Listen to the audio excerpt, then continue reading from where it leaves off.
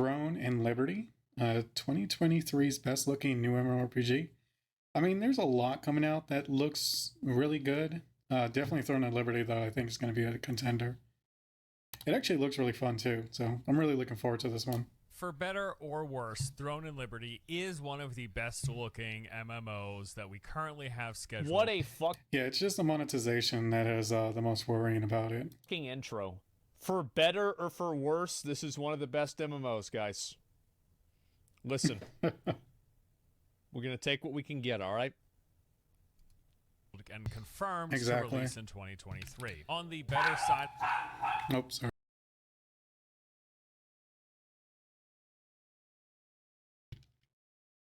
Okay, it's someone at the door again. Sorry. if things look to be the game's combat world and mechanics, there's some really promising and interesting... I love how, like, I already know what he's going to say. He's probably going to say, like, the monetization is bad or problematic because it's made by, I think, NCSoft or something like that. Yeah. It's just like... This is... It's like the... You could take the announcement of a new MMO and then put a few prompts into an AI and then have an AI generate a script that you can make a YouTube video about any MMO that you want that's coming out.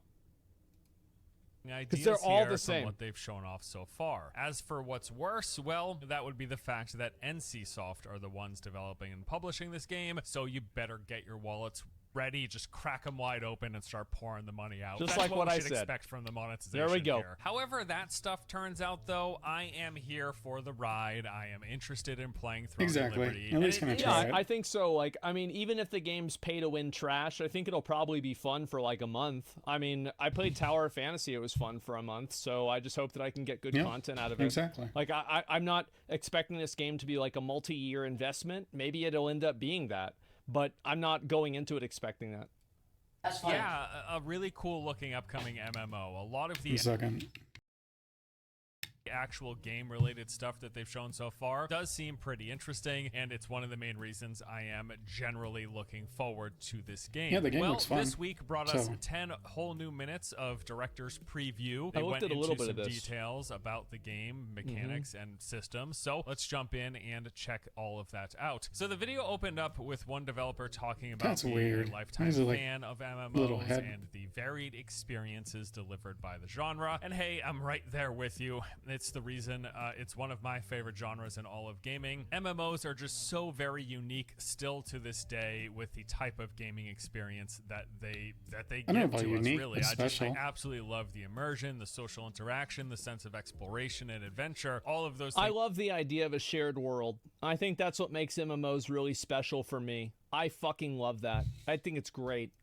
Yeah. Things combined to Agreed. something that is really unique to MMOs. One really interesting thing that he mentioned here was saying that the best platforms for players to enjoy TL on, in my opinion, would be PC and console. The value and emotion of an MMO cannot be experienced on mobile. Do keep in mind with some of these quotes that we are translating Korean into English. Yeah, and there is it's some probably a meaning little bit lost fucked. within that, or some translations that sound a little funny. Really, I think what he's getting at here is, hey, mobile is not No, it is. I think you can play this game on mobile.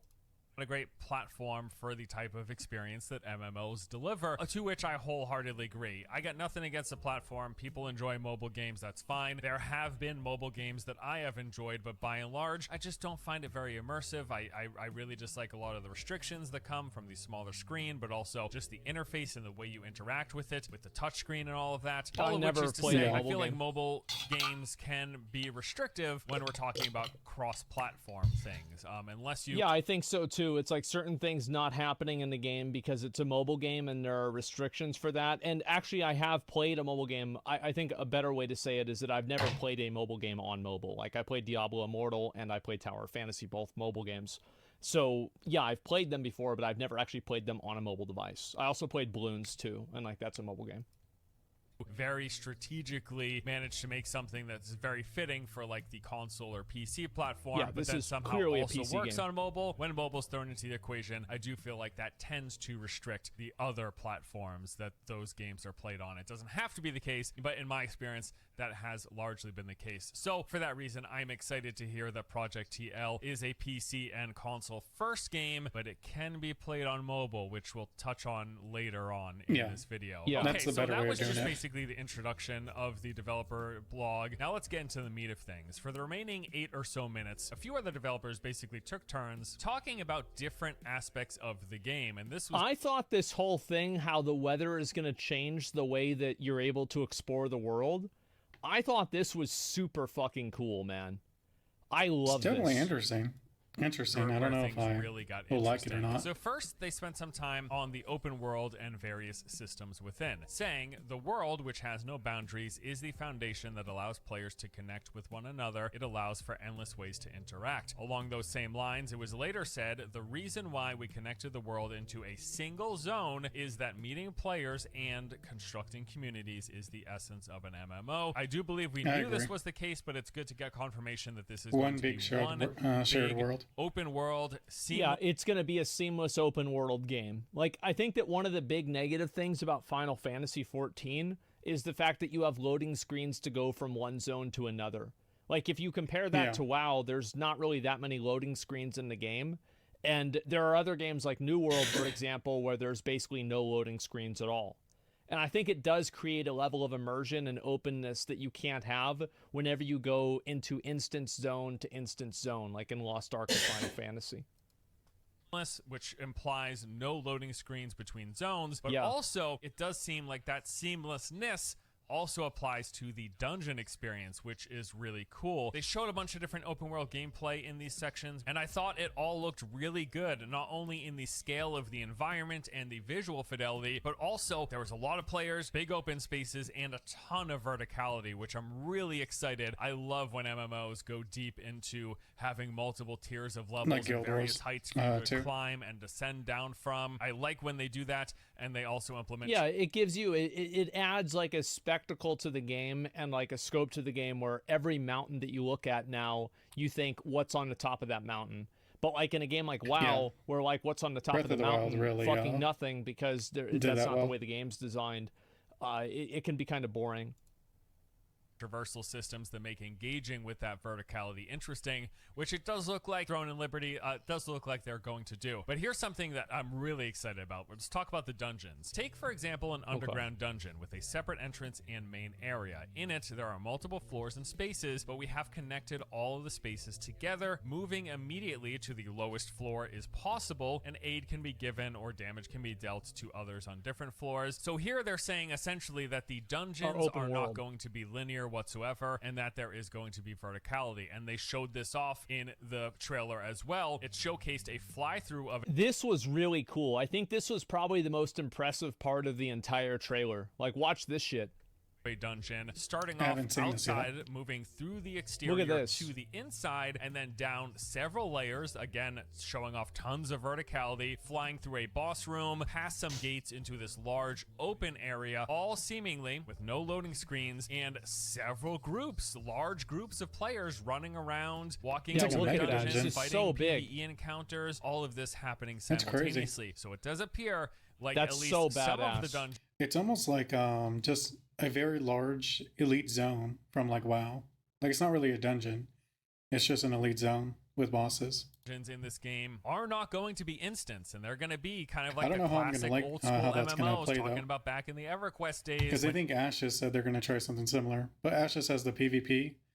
Throne and Liberty, I don't think they have open world PvP. Well, like, this is how it was. I remember whenever I played BDO, like, this is how it was. Like, you would go out, and I don't know if this is still how it is because I haven't played the game in years, but like, there weren't any instances. So like, you would just find a farming spot out in the open world, and there were these places that like had all elite mobs, and they were effectively dungeons, but they weren't dungeons because they weren't instanced. And elite zones, basically. You would get all the boys together and you'd go farm that. Well, a dungeon doesn't have to be instanced. Like, the whole purpose of a dungeon is just like, is what it sounds like. It's a dungeon. So it's like its own thing, but it doesn't have to be like a loading screen. Area. Were just open for people to go in, and that was there could be groups there fighting. A boss could be engaged with. Really curious how they're going to manage respawns, I suppose, in this case. I imagine there's going to be some system of either resetting the boss, maybe by engaging with something in the environment, or just they will be on regular old mob respawn timers. It does seem like it's not just the world that's open with no loading screens between zones, but also dungeons. I just have to say, dude, it depends on how fast the respawns are. and can you tag things with multiple groups? Like if one group tags it, does no one else get the loot from it? Like it's a very tricky balance they're gonna have to do there, and that was the whole point of having it as a separate instance. Was you don't have to factor in like players' ingenuity to glitch the system, like to find bugs. I tell you how pumped and excited I am to see this. Just Because when you have an open world, like it's just way more opportunity for cheese strats and like just more in general like balance issues. huge open dungeon, and like Yeah, I think it's probably going to get griefed like fucking crazy, and it's going to be really annoying, but I'm here for it. Like, let's see it happen. Like, That's fine. Like players like Asmon and other like old school MMOs, like I'll play it. I don't really mind those kind of things usually. But there are cases where if it's like needed for like the main story to progress, dude, you have no idea how like New World had that crap.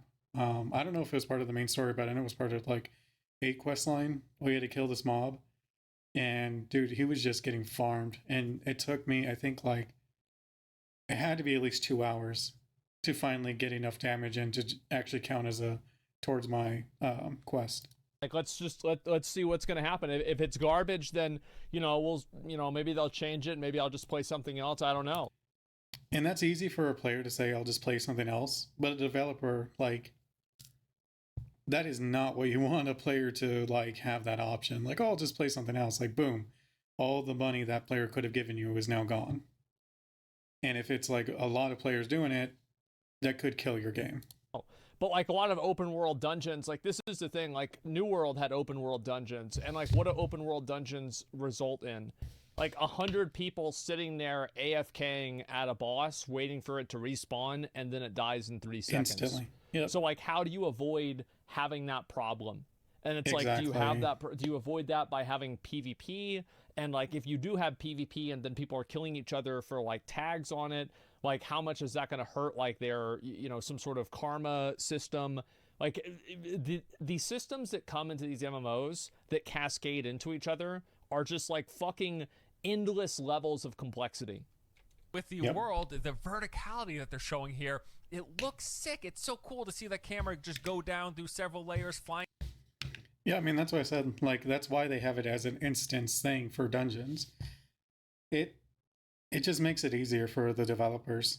Past a boss fight into this huge expansive area, and you take into consideration that this game is going to have a lot of various traversal options, mostly through their system of changing into different.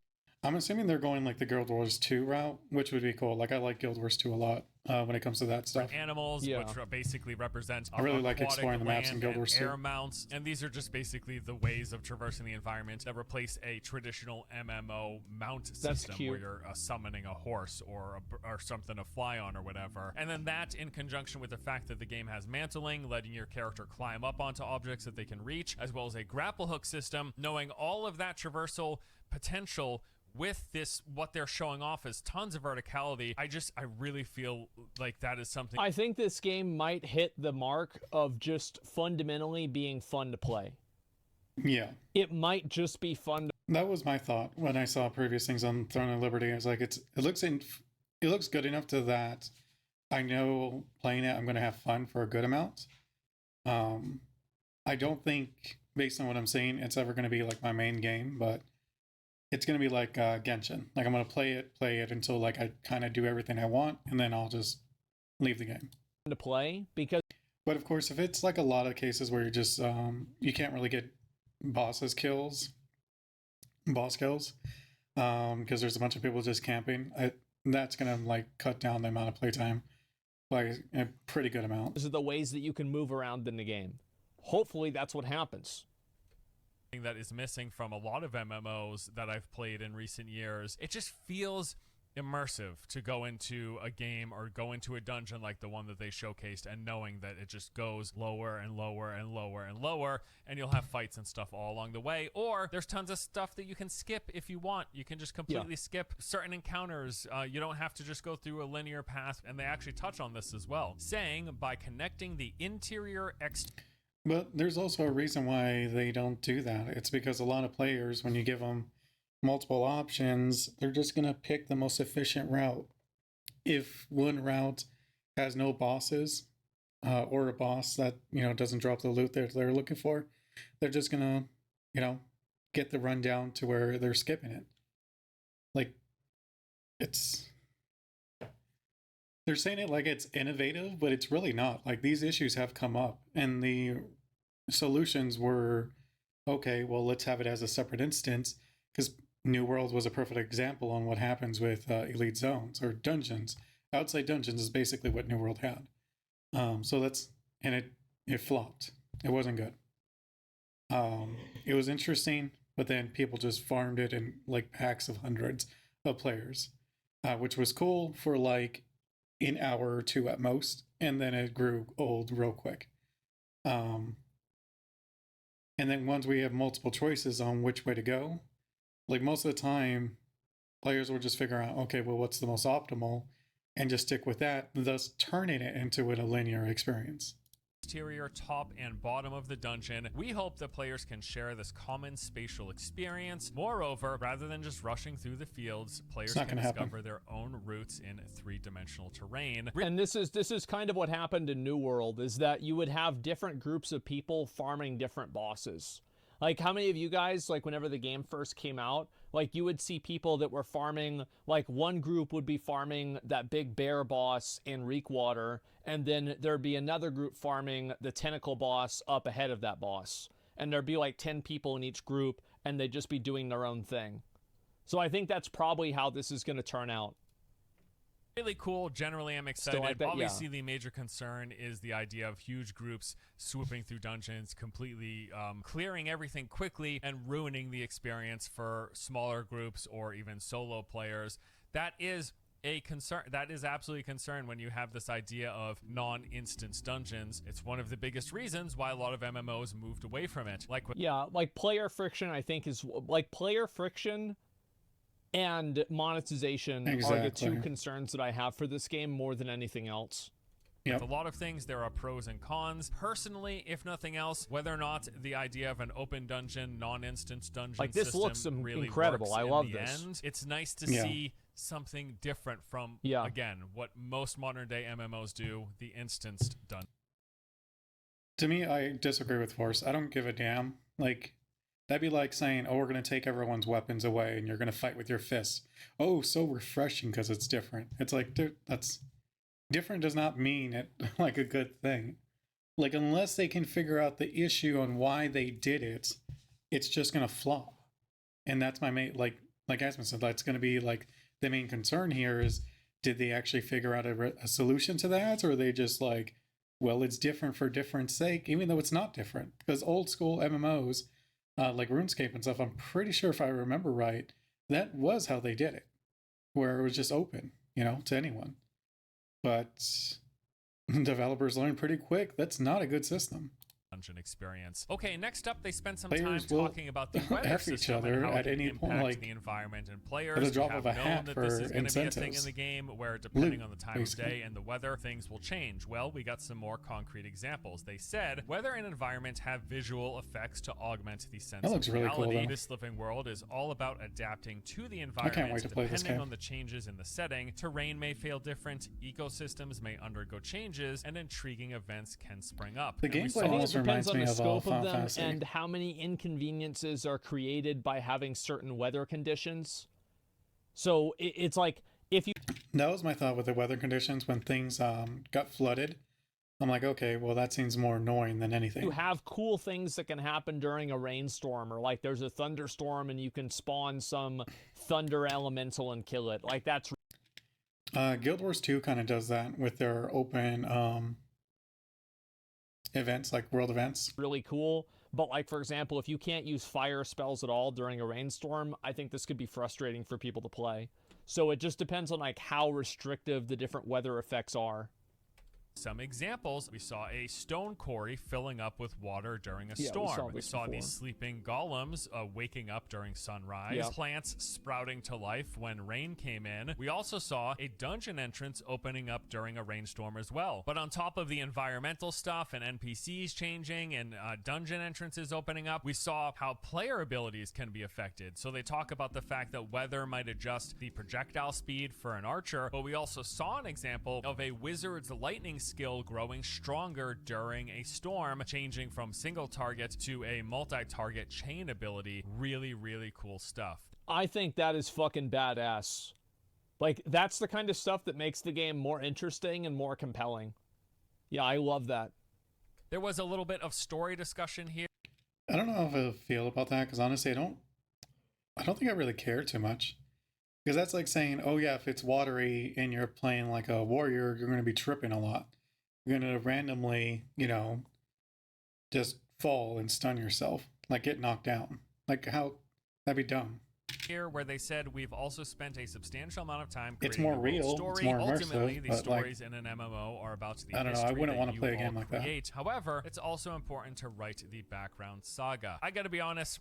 In pretty much every MMO, I could not care any less about the hardline narrative, the main story quests that you play through, any cutscenes that pop up. It's just not what I come to MMOs for. For me, it's more about the world building and lore that are created and the storytelling that happens while you play the game.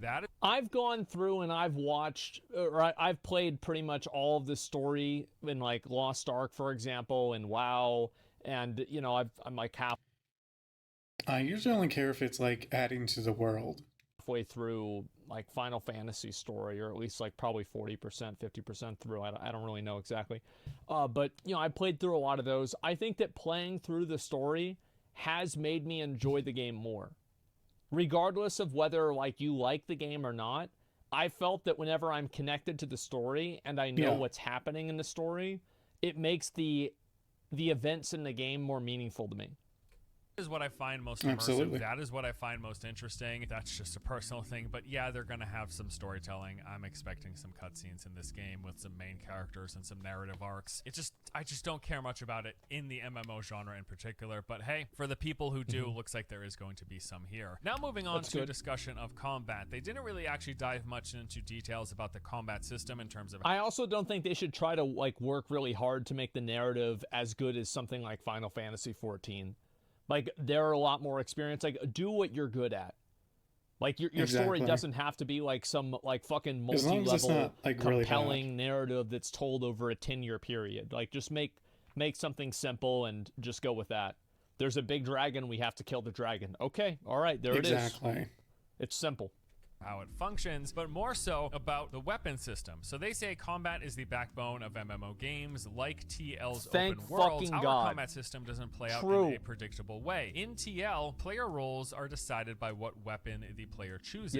Rather than being confined to a class set forth by the game, players can always change weapons to suit the situation. Two different types of weapons can be combined, and changing between them allows players to maximize their strength. It also allows strategies that can cover potential weaknesses. The effects of the spells are pretty cool looking. I really enjoy this. I like both types of systems where you have hard and fast character classes, you pick the wizard or the warrior, but I have also enjoyed a lot of the various MMOs that have done this weapon type system. Some examples would be something like Elder Scrolls Online. Although they do have classes, there are also basically entire skill trees that come off of the weapons that you use. New World does something similar, even more so, because they don't have a class system. You are just picking your weapons, and those weapons determine your skills. Another great example would be Albion Online. Like with anything, there's pros and cons to the different approaches of doing class or classless combat. One of the reasons I'm excited about what they're talking about in Throne and Liberty is just primarily because it looks like they have a lot of potential skills and a lot of customization within each of the weapons. You take New World, for example.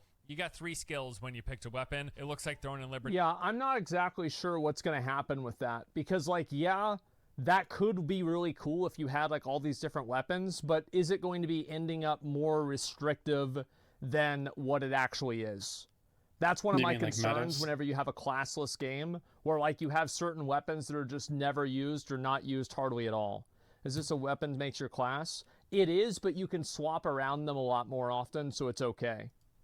Will have at least 5, maybe 6. Either way, looks Like, I think instead of New Worlds, I really wish more games would lean into Final Fantasies, where it's like classes, but like your character can be all classes. Like you can swap between classes. like they're gonna have a lot of customization. I think I prefer that one, to be honest. Combination of utilizing different weapons together, which is good. That's the idea. You've got 2 different weapon slots that you swap between. They can either enhance each other or make up for the weaknesses of one of the weapons. More details about combat here, where they said each weapon type offers defensive actions to protect players with good timing, some sort of a block and I think they went with WoW's thing. Like a lot of like every class now has a lot more defensive options than they used to. or parry system will be available for every single type of weapon. And then they say, through the use of several features, players can micromanage the more subtle aspects of combat. Connecting skill sets of different weapons allows players to experience the joy of combining and configuring weapons. This is the free class system. Yeah, I think this will work pretty well if they have the weather effect system,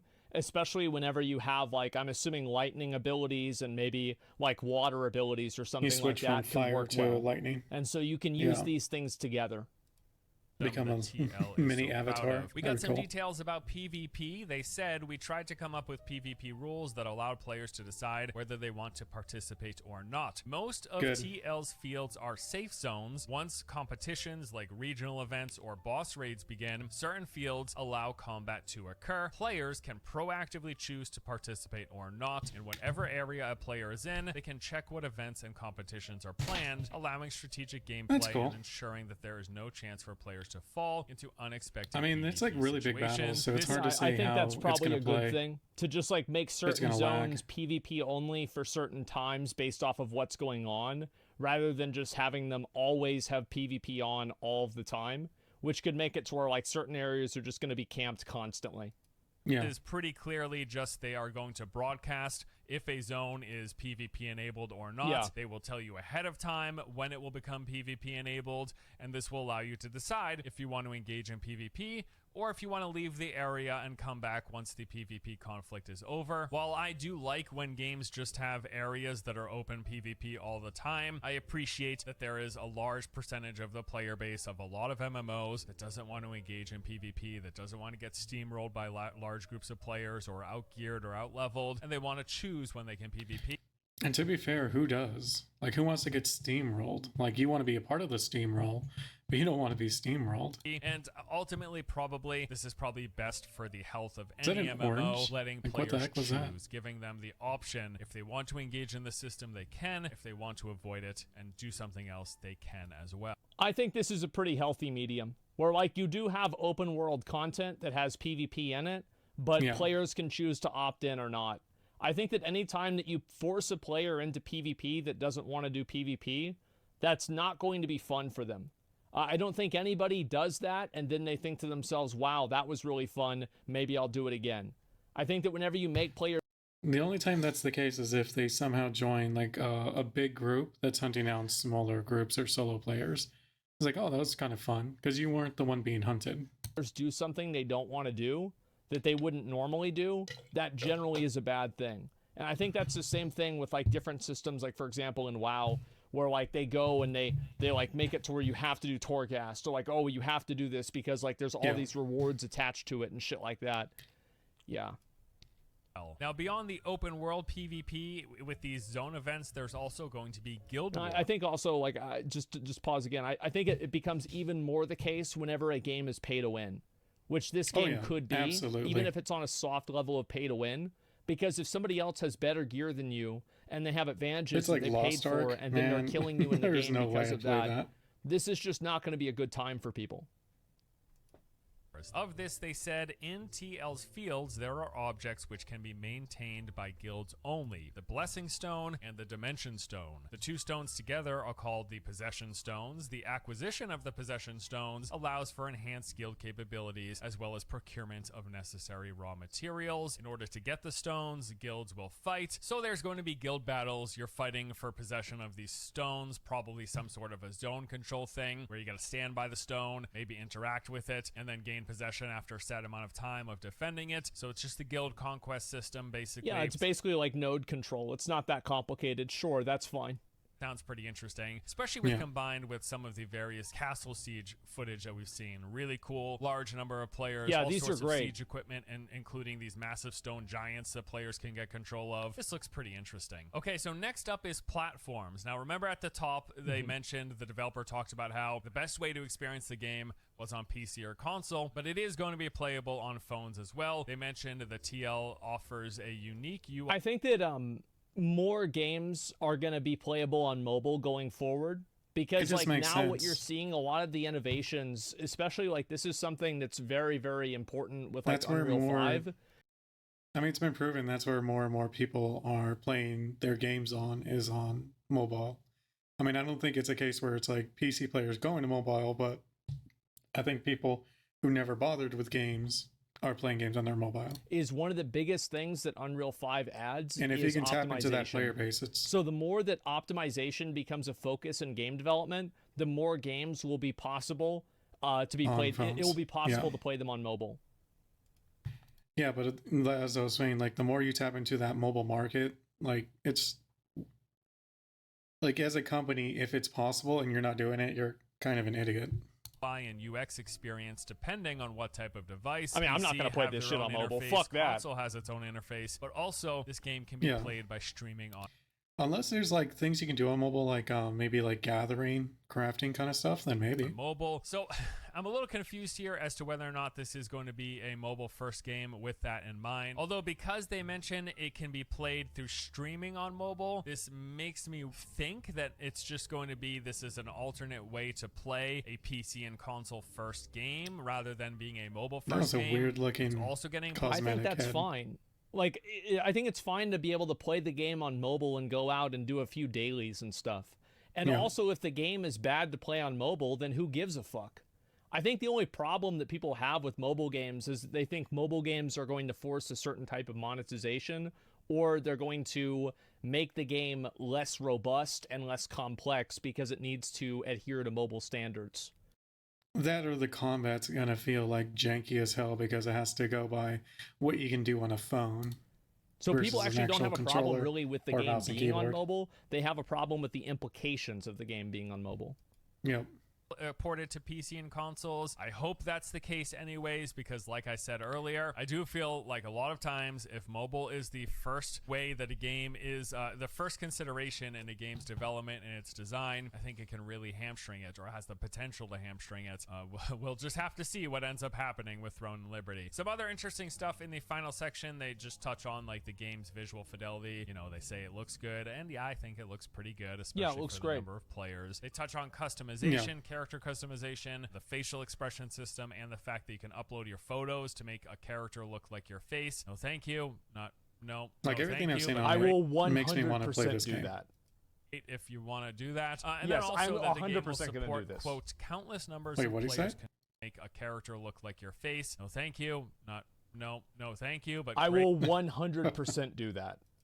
If you want to do that. And yes, then I'm also that the game will 100% going to do support, this. quote, countless numbers of players concurrently, and they've spent a tremendous amount of time on optimization. They then said, we promise that the game will run as smoothly as possible. And I will admit, although early on optimization was a big concern, we saw some really poor frame rates in some early footage. A lot of what they've showed recently has had a ton of players on frame, and it all looks but the optimization so to me is like the game has gotten better in this sense. Okay, so that is I think that's something that will get better over time as well.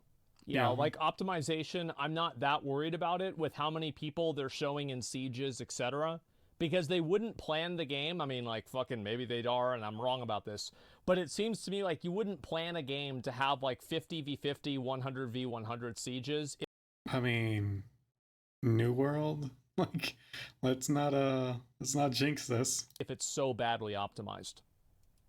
The recent director's preview video, there was a lot of really cool stuff in here. Some of it was retreading information we already knew, but there was a lot of new details, and if nothing else, we saw a lot of new interesting footage, a lot of gameplay footage, a lot of different examples of the things that they've talked about, and it has me pretty excited. I think this is looking pretty darn good. Now, I did cover this video a few months back, and since then there was also actually one other update. This came in the form of a closed beta testing highlight video where they showed a few interesting things. They showcased character creator, looks to have the usual amount of depth as many. The character creator is fine.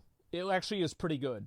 Korean MMOs, Above which is average, to say that's quite for a sure. lot of depth, quite a lot of customization options. We saw some shots of the hybrid action combat system. That looks By my so guesstimate, cool. it just looks like Seriously. they're going with the soft lock system, similar like to Elden what Ring Elder level of Scrolls cool. Online uses. We saw some animal transform. I feel like in general, a soft lock system is probably the best for MMOs going forward. Is to have where you can lock on to a target for like your basic attacks, but in order to do like actual like skill shot attacks, you have to aim the attacks themselves.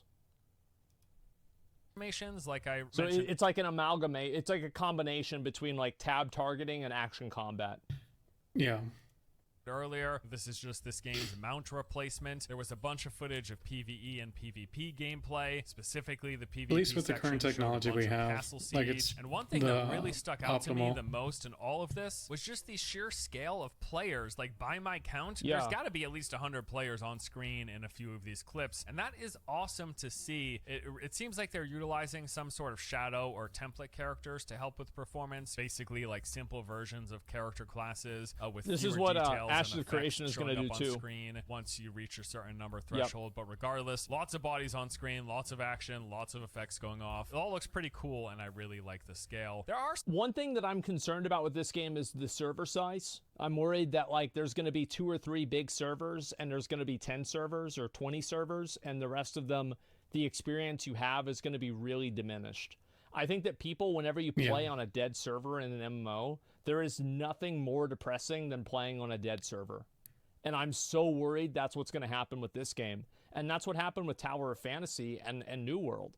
And I think also to a lesser extent Lost Ark, is that a lot of these games kind of just had these really big servers, and then the popularity for the game waned off, and you don't have server transfers yet, so you're just fucked. some odd things going on that I want to mention with this game. I've liked what Tower they've of talked about Fantasy, and what they've that's shown. what happened to me. I'm really Like my curious friends if played they're it on a different view-botting, server, though, which sucked. I don't Yeah, I say saw that his tweet lightly, about but this. basically, looking at the numbers of a lot of their videos, something just seems off. So, for example, the highlight dev video that they just put out has 750,000 views. It might be over 800,000 or 900,000 by the time this recording gets finished, but only a few hundred engagements. I think the reason why this happens, like a logical reason why this could happen, is that they have this video embedded on their website. And every view on the website embed I was thinking counts as a view botting, but on I was like, YouTube, wait a minute, no, but they could do being able to embedding. like and comment on the video is not possible through the website embed. That's probably what happened. I find it unlikely that they're actually paying for view bots, but it's possible. I mean, stranger things have happened. 200 or 300 likes and dislikes and 39 comments. That is far, far, far, far below the engagement numbers that you should have. No, there's clearly something that happened. Over 750,000 views. Like, I don't know, it's just really disproportionate and it feels a little fishy. I don't want to accuse them of anything. I just should point out that the views to engagement are, as someone who has been on this platform for 12 years now, they are way off. It is beyond the normal scope.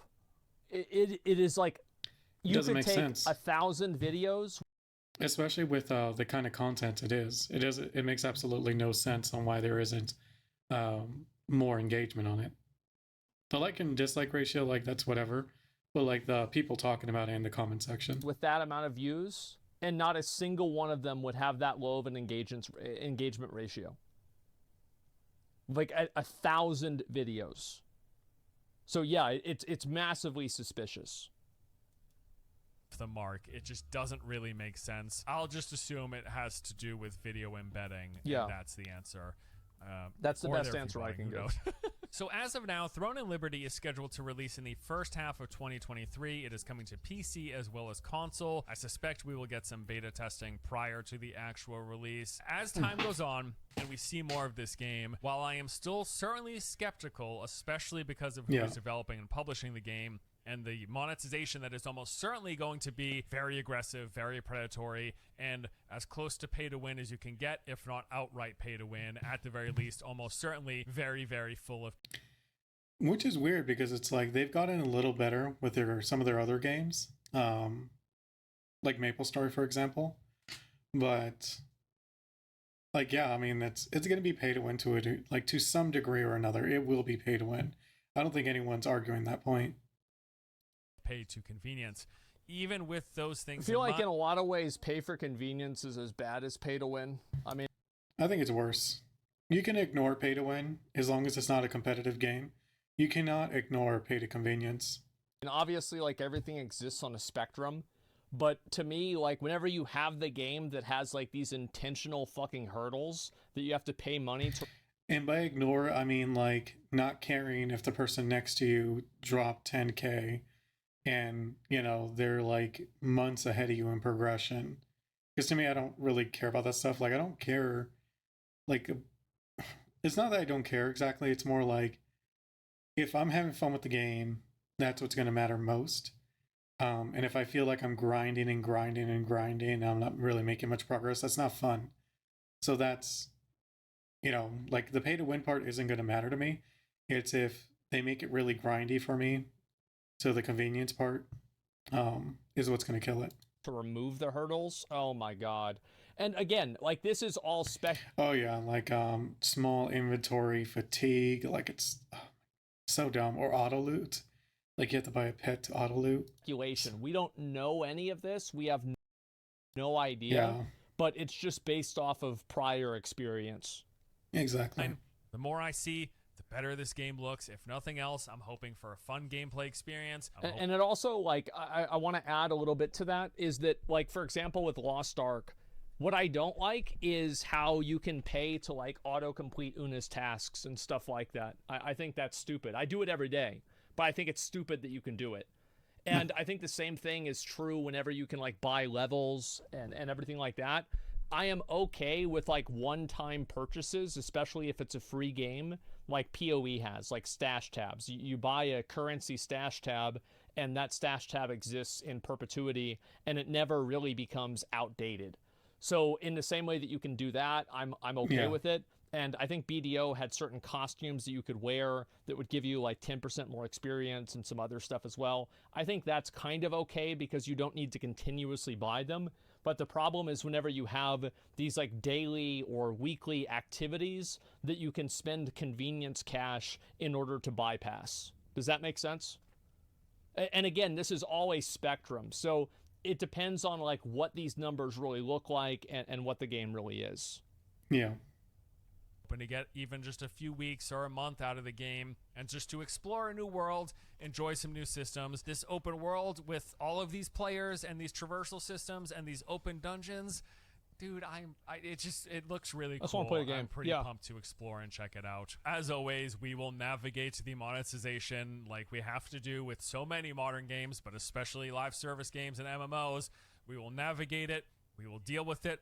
We will complain about it once we get more details because we should continue to push back against it, even if it is shoveling against the tide and ultimately will have no effect because of the sheer number of people who just don't think about it and just don't care and are happy to spend. And hey, I'm happy to spend some money if I enjoy the game. I wish these games weren't so heavily monetized. It is the world that we live in. I think that the problem with games like this is the open-ended nature of spending money. The open-ended nature of buying gold in Lost Ark and then buying gold to hone in Lost Ark. The open-ended nature of buying WoW tokens in WoW. The issue is not that there are microtransactions in the game. The issue is that you can continuously use these microtransactions and become more powerful in a seemingly uncapped way. Or a functionally uncapped way for like 99.99% of the audience. Barring just not playing my favorite genre of games, which is live service games and MMOs, there's not much more I can do than complain because I still want to play these games. Yeah. Why is that? I'm so sick of the monetization. I mean, I'm sick of talking about it. I just want to play and enjoy fun games. Yeah, I kind of am too, honestly. Let me link you guys the video. Complain about it. Hey, it makes for good content too. Yeah, it sure does. Get ready for the why you should be concerned about Throne and Liberty video. It'll happen at some point. I promise you. Yeah. All right, that's gonna do it for today. I'm excited about this game. I am. Hoping it turns out great. We'll see you next. Yeah, I think everything we've seen on it probably will be a really good game, as long as like you can accept whatever monetization it comes with. It's like Lost Ark to a degree, but at the same time, that is the reason why I quit Lost Ark was the grind became too much, and as long as Throne of Liberty doesn't take it to that degree, Like I don't see why I wouldn't really get into the game. Next time. Thanks for watching. Okay, yep, that sounds just about right. Let me go back. Because I play games that have pay to win, and it usually doesn't bother me as long as it doesn't feel like I have to engage in that system to get enjoyment out of the game. Over, For better or I'll pull worse. this up and read some comments on it. So, yeah, any Elden Ring content today depends on how fast we clear Barrel Shaza and how far we get, but we're going to find that out in just a little bit. I'm going to read some comments about this first. Non-instance dungeons, as nice as it sounds, will probably end up being played in a similar fashion like chest runs in New World. Exactly, yes. And again, this stuff, it always depends on the way that it's balanced and how it's designed. That's what I said. Like, that's the only thing that really matters. Everything else is all a footnote. Unless they know how to fix that really problem, good it's going to be hard. Can exist inside of a really bad game, and a really bad system can exist inside of a really good game. So we're going to have to wait and see exactly what these things actually look like. Yep. Really cool video. Like, man, I really can't wait for some of these games like Wayfinder and Throne of Liberty. And of course, Ashes. Like, I don't know if they come out, and I don't think Ashes will be 2023, but if it does, like 2023 is going to be like a really good year for MMOs. So, all right, I think that's all I'm going to do today, just because I'm honestly a bit tired. So, yeah, pretty fun videos. All right, see you. Take care. Bye.